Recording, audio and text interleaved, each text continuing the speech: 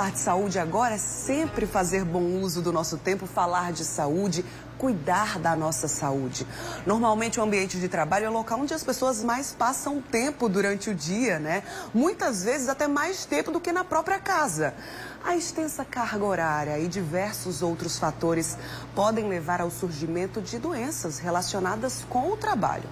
Assunto para a gente entender agora no quadro Só Saúde. Só Saúde, oferecimento. Laboratório Análises, agora também na Rui Carneiro. E aqui no estúdio, na Casa do Mulher Demais, eu recebo o doutor Alexandre Araruna, médico. Bom dia, doutor, seja bem-vindo. Obrigado, Bruninha. Bom dia. Bom dia para nós e desde já um feliz Dia do Trabalhador para o senhor. Obrigada, viu, por atender nosso chamado aqui em pleno feriado também. É um prazer. Você que está em casa, tem dúvidas sobre as doenças relacionadas com o trabalho? Já adoeceu no ambiente de trabalho? Enfrenta aí alguma dificuldade em decorrência da sua função? Conhece alguém que esteja passando por alguma dificuldade nesse sentido também?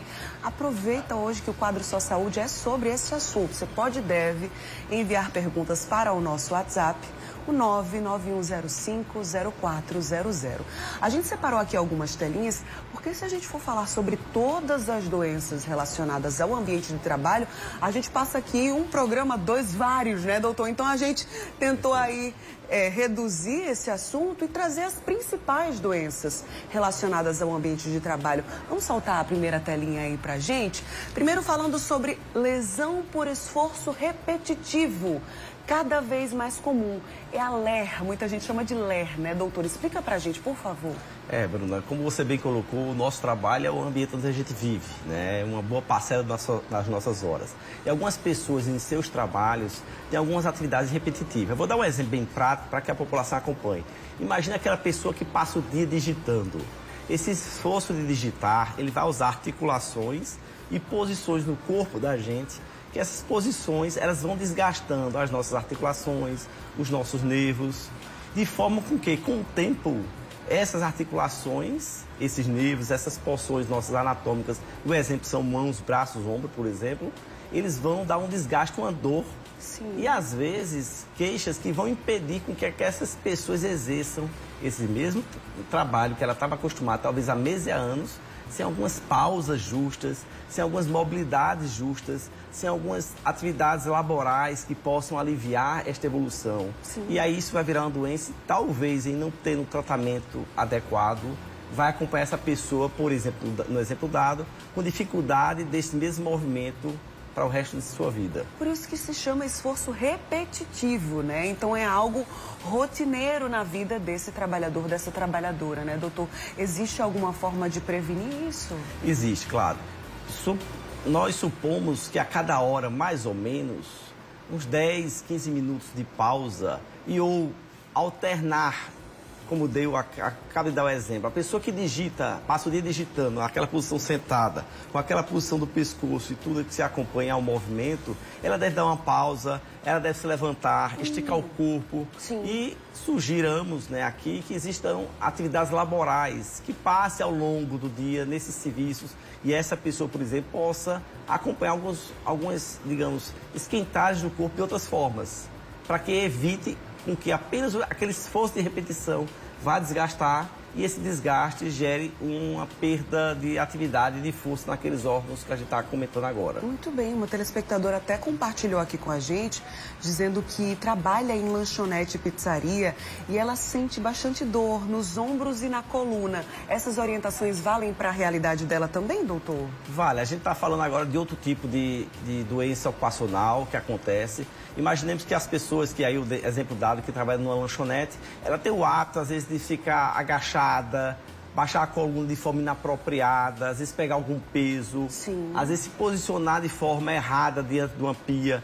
Exemplo, qual é a nossa estrutura física? O nosso organismo ele é feito para ficar de uma forma mais fisiológica possível. Ou seja, se eu estou de pé, eu devo manter minha coluna razoavelmente ereta, para que eu possa, então, aguentar, usando toda a minha estrutura, aquela exposição que eu estou fazendo, lavando um prato, às vezes fazendo um suco, um sanduíche, e daí automaticamente eu vou gerar dor na coluna dos ombros. Sim. Então, fazer uma atividade adequada, ou seja, evitar aquele desgaste é importante.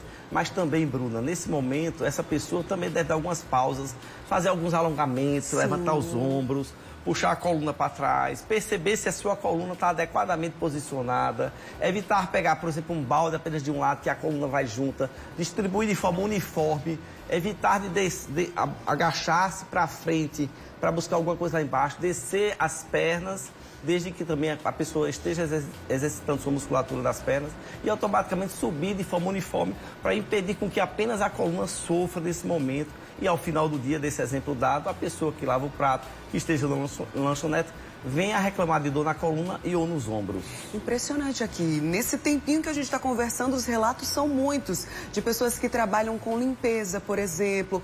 Pessoas que trabalham dirigindo. Então, o esforço também ali repetitivo da embreagem, né? Então, são muitos.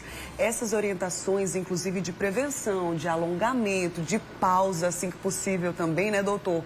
Fundamentais para todas essas realidades aqui, né? Exatamente, Bruno. Quando nós estivermos fazendo qualquer atividade física, ou laboral, ou de emprego, ou de trabalho, que o for, o ideal é que a gente entenda que o organismo da gente está, às vezes, muito focado, e a cabeça da gente, naturalmente, e vai forçar e uma única musculatura está tensa e trabalhando. Isso gera um desgaste ao longo do tempo. O ideal é perceber isso a cada hora, se possível. É claro que temos realidades diversas de trabalhadores, mas poder dar uma pausa, esticar todo o corpo, desfocar um pouco a mente para que o corpo possa relaxar e aquela área que vai ser sempre utilizada para um trabalho, ela não possa ser utilizada de forma abusiva e vai dar lesões, que é o que a gente está exatamente tentando evitar com que aconteçam. Muito bem. Vamos soltar aí mais uma telinha? Já demos aí o pontapé inicial para o nosso bate-papo de hoje. Assunto importantíssimo também agora, mais um tópico, a síndrome de burnout, cada vez mais conhecida, mais mencionada também, né, doutor? Essa aí precisa de um diagnóstico bem preciso para que a pessoa tenha qualidade de vida e consiga sair dela também, né? Bruna, vamos traduzir burnout aqui para a população, que na verdade, traduzindo de uma forma muito simples, é a síndrome do estresse. É você no ambiente de trabalho, você se desgasta bastante e de repente você se vê desgostosa com a vida, sem motivações, fadigada, estressada, briguenta, ou seja, todo o seu organismo representado pela mente vai estar desgastado. E aí o que é que a gente tem que fazer? Naturalmente, primeiramente, o trabalho tem que ser um ambiente gostoso de exercício da sua função. Então a gente tem que entender em que momento essa pessoa está se colocando no seu ambiente de trabalho. Está trabalhando mais do que os horários, está dormindo pouco, não está fazendo atividades físicas, não está relaxando com outras coisas naturais, que é essencial para que no outro dia você volte ao seu trabalho. Então a gente está chamando isso aqui dessa palavra bem esquisita, chamada síndrome de burnout, embora automaticamente, bem recentemente, as pessoas estão mais acostumadas a ouvi-la. E ela exatamente é esse desgaste. O que a gente tem que fazer é o tempero, é o bom senso, Bruna. Sim. Eu preciso trabalhar porque trabalho é gostoso, é importante, dignifica um homem, o ser humano. Mas eu preciso também ter a outra metade da minha vida, que é exatamente a minha família, meu dia a dia, meus gostos, meus sentimentos, as coisas que me dão satisfação. Se eu busco esse equilíbrio, eu evito esse desgaste automático. Eu evito essa síndrome, porque inclusive essa síndrome pode afastar diversas pessoas do seu trabalho. Sim. Pode dar uma depressão, uma carga psíquica desproporcional. E essa pessoa, às vezes, vai ficar 2, 3, 6 meses sem conseguir voltar ao trabalho, quando, infelizmente, algumas nem mais voltam ao trabalho.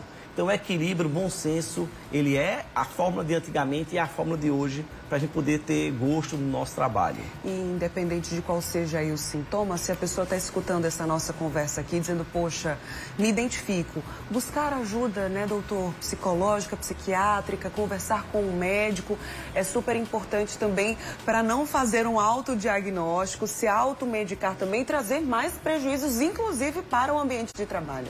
Perfeito, Bruna, perfeito. Bem colocado. Lembrando que a síndrome de burnout é uma doença já conhecida, estabelecida, ou seja, reconhecida pela medicina.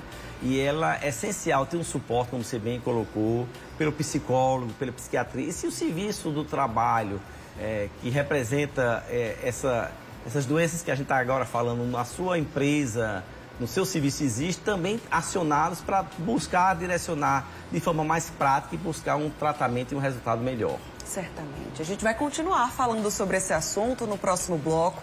Eu volto a conversar com o doutor Alexandre Araruna. Você, trabalhador, trabalhadora, vai mandando aí sua mensagem pra gente. E já são várias aqui no nosso WhatsApp. Então a turma acordou cedinho em pleno feriado. Agradeço desde já a participação de todo mundo. Então daqui a pouquinho a gente volta com esse assunto, tá? A saúde do trabalhador, da trabalhadora. Vai mandando aí suas questões pra gente. E eu volto já, viu, doutor? Muita coisa pra gente conversar ainda.